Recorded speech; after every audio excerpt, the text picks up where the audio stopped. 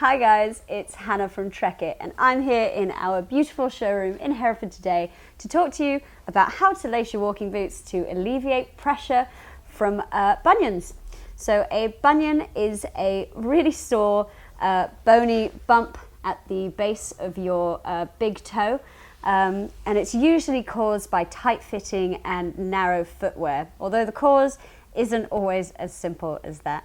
One thing we do know is that having tight-fitting walking boots isn't going to help anything. On top of that, incorrectly laced walking boots can cause blisters in your heel cup, bruised toenails in the front when you're coming downhill, and in the very worst case scenarios, can reduce the lifetime of your boots. So through the course of this video, I'm going to show you how to lace your boots to fix all of that. So whilst bunions are treatable, without surgery, they're not curable. So the most viable long-term option for bunion management is to buy yourself some wider walking boots that will accommodate that.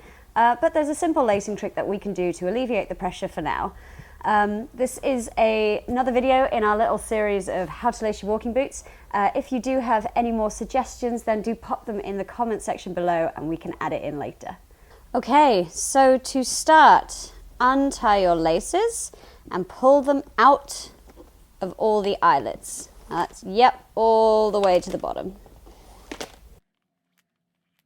So the bunion is at the base of your big toe, so we're going to ignore the eyelet that's closest to the bunion and the eyelet that's in the middle of the tongue if you have one.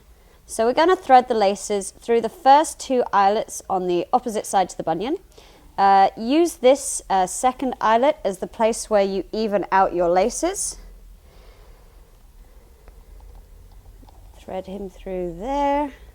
So then the lace on the lower eyelet, we want to thread through on the second eyelet on the other side. Remember, we're ignoring this eyelet that's closest to the bunion. Then the lace on the second eyelet on the other side, we're going to thread through on the third eyelet. And then we're just going to rethread them as normal. So another good point just before we start to tie the laces is to make sure that the tongue is central and all tucked in. Now the cuff on this tongue is quite high, but some of them start quite low. So just making sure that that is all central and tucked in will stop water ingress, debris ingress, and is also just much more comfortable. Okay, so now you should have something that looks a little bit like this. So now we're going to pop our foot into the boot and tap our heel right into the back. That way your foot is in the right position before you even tie your laces. If your foot is even a few mil out of the heel cup when you lace them, then you'll always feel a bit of slip. Now that bit of friction can lead to a blister. It's quite rare that you can get rid of the heel slip completely, especially when you're putting pressure on it, like going uphill. But anything under ½ centimeter is generally okay. Then position your foot and your leg at a 90-degree angle. So this can be done whilst you're stood up, a bit like I am now. So that would be like if you're tying your shoes on a bench or on the boot of the car, or it can be sat down. So starting from the bottom of the boot, pull your laces back through the eyelets towards the top of the boot. You don't want them so tight that you cut off circulation and cause discomfort, but you don't want them so loose that they're not supporting your foot at all. So a general rule of thumb is that you shouldn't be able to get your fingers underneath the laces. Now, if you can maintain that tension going through up into the lace loops on the ankle cuff, then great, but for some people it might be beneficial just to pop a little knot in the top there just to help stop them from slipping. So this is the point where the diagonal tension will hold your heel into the back of the heel cup. So next, moving up onto the laces on the ankle cuff. So pull the laces through the lace loops, crossing them over after every one, making sure they're tight but not restrictive. So apply the same principle as before and ensure you can't get a finger underneath the laces. So before you start your laces at the top, I like to wrap the laces under and over twice. Now I was shown this in a shoe shop when I was like 8 and I've just never forgotten it. It just helps to hold the laces in place when you're tying the rest of the knot. Now you can just pop a standard double knot in here, but another knot that works well is just a little double wrap knot. So you just wrap that over twice and pull it through.